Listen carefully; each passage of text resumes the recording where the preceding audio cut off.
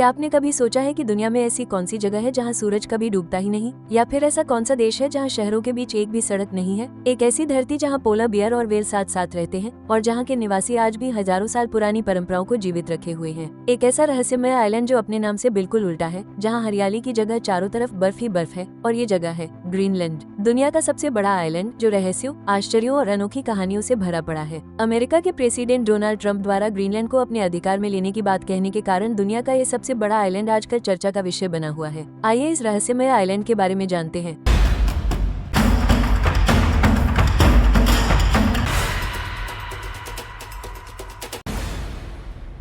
Greenland की कहानी उतनी ही दिलचस्प है जितना कि ये देश खुद। आज से करीब 4,500 साल पहले यानी 2500 BCE के आसपास पहली बार मानव ने इस बर्फीले आइलैंड पर कदम रखा था। ये लोग कनाडा से आए थे और इन्हें आर्कटिक के नोमैडिक समझा जाता है। इसके बाद कई सदियों तक अलग अलग इनुइट संस्कृतियां यहाँ आई और बसी। लेकिन ग्रीनलैंड का सबसे रोचक मोड़ 982 ईस्वी में तब आया जब एरिक द रेड नाम के एक आइसलैंडिक वाइकिंग को हत्या के अपराध में आइसलैंड से बाहर निकाल दिया गया। तो वो वेस्ट की ओर समुद्री यात्रा पर निकल पड़ा और इस विशाल बर्फीले द्वीप पर पहुंच गया। अब मजेदार बात यह है कि एरिक द रेड ने इस बर्फीली जगह का नाम रखा ग्रीनलैंड यानी हरी धरती, जबकि यहाँ 80% हिस्सा बर्फ से ढका हुआ था। 10वीं सदी में नॉर्स लोगों ने ग्रीनलैंड के दक्षिणी हिस्से में बस्तियां बसाई। ये बस्तियां करीब 400 साल तक फली फूली, लेकिन 15वीं सदी में लिटिल आइस एज के दौरान रहस्यमय तरीके से गायब हो गई। 13वीं सदी में थुले संस्कृति के इनुइट लोग एशिया से यहाँ पहुँचे और आज के ग्रीनलैंड के अधिकतर लोग इन्हीं के वंशज हैं। 1721 में डेनमार्क ने ग्रीनलैंड पर अपना अधिकार जमा लिया और 1953 तक ये डेनमार्क की कॉलोनी रहा। 1979 में ग्रीनलैंड को होम रूल मिला और 2009 में उसे सेल्फ गवर्नेंस का दर्जा मिला।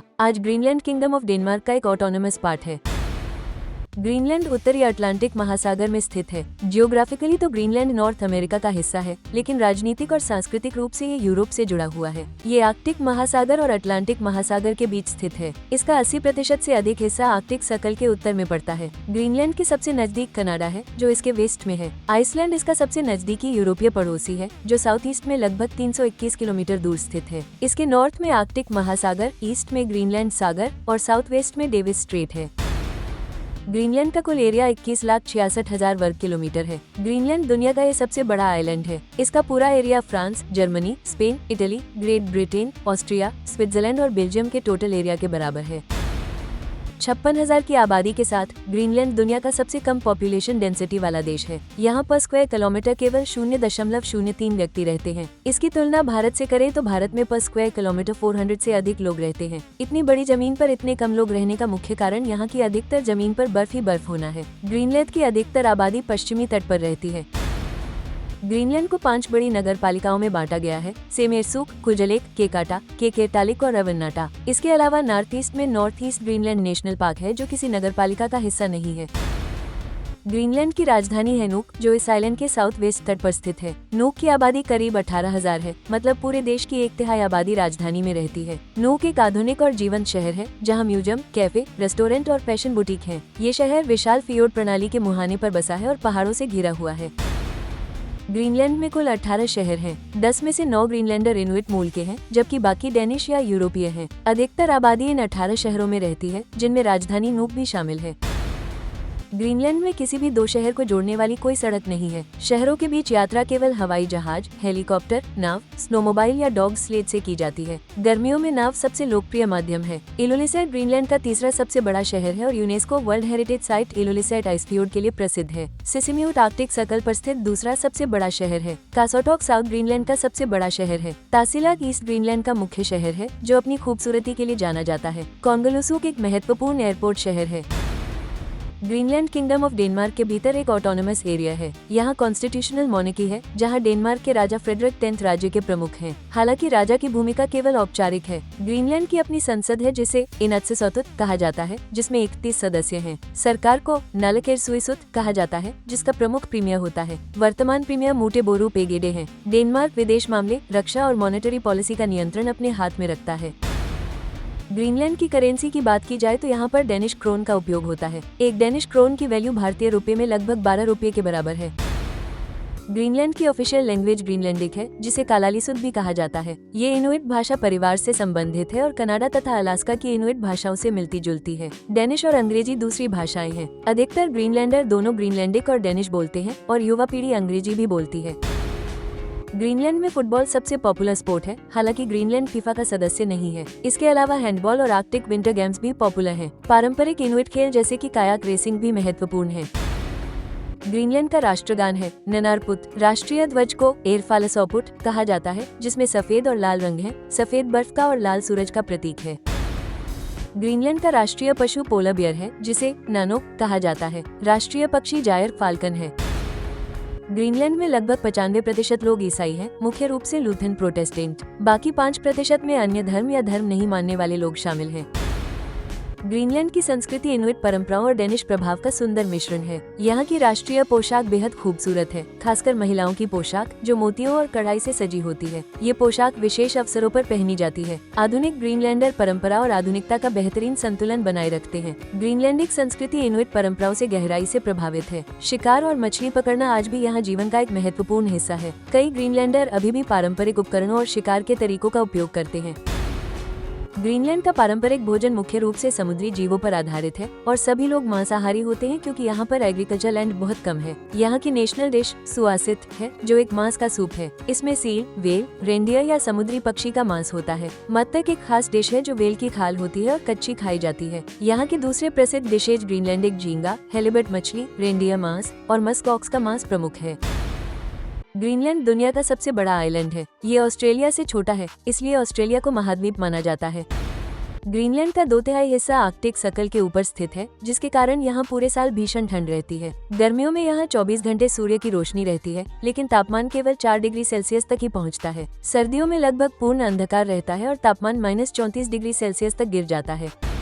ग्रीनलैंड का लगभग 80% हिस्सा एक विशाल बर्फ की चादर से ढका हुआ है, जिसे ग्रीनलैंड आइस शीट कहा जाता है। ये बर्फ की चादर 1.8 मिलियन वर्ग किलोमीटर में फैली है और कुछ जगहों पर 3500 मीटर तक मोटी है। ग्रीनलैंड आइस शीट अंटार्कटिका के बाद दुनिया की दूसरी सबसे बड़ी आइस शीट है। इसकी विशालता का अंदाजा इसी बात से लगाया जा सकता है कि ये पूरे फ्रांस से भी बड़ी है। इसमें पृथ्वी के कुल ताजे पानी का 7% समाया हुआ है। वैज्ञानिकों के अनुसार अगर ग्रीनलैंड की सारी बर्फ पिघल जाए तो दुनिया भर में समुद्र का स्तर 7.4 मीटर तक बढ़ जाएगा। ये दुनिया के कई प्रमुख तटीय शहरों के लिए विनाशकारी होगा।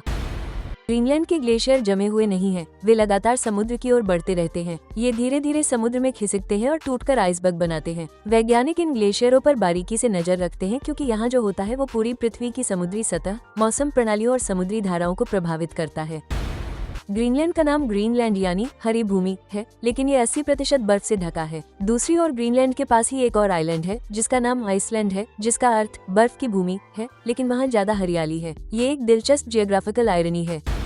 ग्रीनलैंड का लगभग आधा हिस्सा north east Greenland national park के रूप में संरक्षित है। ये ग्रीनलैंड का एकमात्र नेशनल पार्क है और दुनिया का सबसे बड़ा नेशनल पार्क भी है। 9,71,245 वर्ग किलोमीटर के क्षेत्रफल के साथ ये पार्क पूरे ग्रीनलैंड के नॉर्थ ईस्ट हिस्से के ज्यादातर भाग को कवर करता है। ये नेशनल पार्क फ्रांस और जर्मनी के टोटल एरिया से भी बड़ा है। 25 मई से 25 जुलाई तक ग्रीनलैंड के उत्तरी हिस्सों में सूरज बिल्कुल नहीं डूबता। पूरे दिन और रात उजाला रहता है। इसे मिडनाइट सन कहा जाता है। 21 जून, जो साल का सबसे लंबा दिन होता है, ग्रीनलैंड का राष्ट्रीय दिवस है। सर्दियों में इसका उल्टा होता है। कुछ महीनों तक सूरज बिल्कुल नहीं निकलता और लगातार अंधेरा रहता है। इसे पोलर नाइट कहा जाता है। हालांकि इस दौरान नॉर्दर्न लाइट्स देखने का शानदार मौका मिलता है। नॉर्दर्न हेमिस्फीयर का सबसे कम टेम्परेचर ग्रीनलैंड में ही रिकॉर्ड किया गया था, जो 22 दिसंबर 1991 को -69.6 डिग्री सेल्सियस किया गया था। इतनी ठंड में तो सांस लेना भी मुश्किल हो जाता है।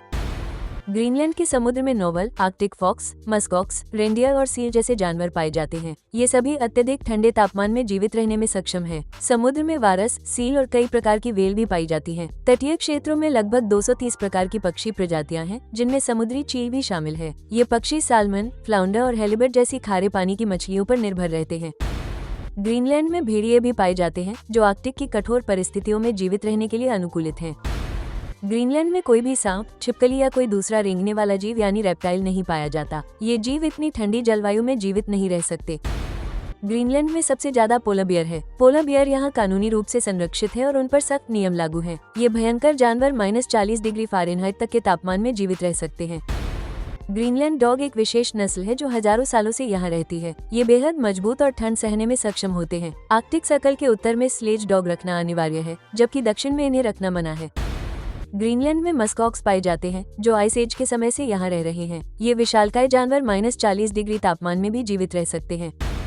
ग्रीनलैंड के आसपास 15 से अधिक प्रकार की वेल पाई जाती हैं, जिनमें blue whale, humpback well, beluga well और नॉवल शामिल हैं। यहाँ वेल वॉचिंग एक प्रमुख पर्यटक गतिविधि है। ग्रीनलैंड के एक्सपोर्ट का 90% से अधिक मछली और समुद्री जीवों से आता है। ग्रीनलैंडिक झींगा और हेलिबट मछली मुख्य एक्सपोर्ट प्रोडक्ट है। ग्रीनलैंड में केवल एक टेलीकॉम कंपनी है, टेले ग्रीनलैंड, जो सरकारी है। लगभग सभी शहरों और बस्तियों में इंटरनेट उपलब्ध है, लेकिन डेटा की कीमत बहुत अधिक है। ग्रीनलैंडर्स को सोशल मीडिया बहुत पसंद है। प्रति व्यक्ति फेसबुक अकाउंट के मामले में ग्रीनलैंड दुनिया के टॉप 10 देशों में शामिल है। परिवार और दोस्तों से जुड़े रहना उनकी संस्कृति का महत्वपूर्ण हिस्सा है। सितंबर से अप्रैल तक ग्रीनलैंड में ऑरोरा बोरियालिस यानी नॉर्दर्न लाइट्स देखने का शानदार मौका मिलता है। आसमान में नाचती रंग बिरंगी रोशनी एक अविश्वसनीय दृश्य है। ग्रीनलैंड की बर्फ तेजी से पिघल रही है। 2007 में एक नया आइलैंड दिखाई दिया जब उसके ऊपर की ग्लेशियर पिघल गई। इसे उनोटोक के कृतक यानी वार्मिंग आइलैंड नाम दिया गया। अधिकतर विश्व के नक्शों ने ग्रीनलैंड को वास्तविक आकार से बहुत छोटा दिखाया है। ये दृश्य भ्रम दशकों तक ग्रीनलैंड को लोगों की नजरों से दूर रखने में मदद करता रहा है। वास्तव में ग्रीनलैंड की विशालता को समझने के लिए सही स्केल वाले नक्शे देखना जरूरी है। मर्केटर प्रोजेक्शन जैसे पारंपरिक नक्शों में ध्रुवों के पास की जगह वास्तविक से बहुत बड़ी दिखाई देती है, लेकिन ग्रीनलैंड के मामले में ये वास्तव में उतना ही विशाल है जितना महत्वपूर्ण। तो दोस्तों, ये था ग्रीनलैंड, एक ऐसा देश जो अपने नाम से बिल्कुल उल्टा है, जहाँ बर्फ का साम्राज्य है लेकिन दिल गर्मजोशी से भरे हैं, जहाँ आधुनिकता और परंपरा एक साथ चलती है, जहाँ प्रकृति अपने सबसे भव्य और रहस्यमय रूप में मौजूद है। ग्रीनलैंड सिखाता है कि कैसे कठिन परिस्थितियों में भी जीवन फल फूल सकता है, कैसे एक समुदाय अपनी विरासत को संजोए रखते हुए आगे बढ़ सकता है। अमेरिकी राष्ट्रपति डोनाल्ड ट्रंप ने बार बार सुझाव दिया है कि अमेरिका को ग्रीनलैंड हासिल करना चाहिए। हालांकि डेनिश और ग्रीनलैंडिक दोनों नेताओं ने इस विचार को दृढ़ता से खारिज कर दिया है। ग्रीनलैंड बिकाऊ नहीं है। अगर आपको ये वीडियो पसंद आया हो तो लाइक करें और दूसरों के साथ वीडियो शेयर करें। आप हमारे चैनल यूनिवर्सलपीडिया को सब्सक्राइब करना न भूलें। आप कमेंट में बताएं कि ग्रीनलैंड के बारे में कौन सी बात आपको सबसे अच्छी लगी। अब अगले वीडियो में एक रोचक जानकारी के साथ फिर मिलते हैं।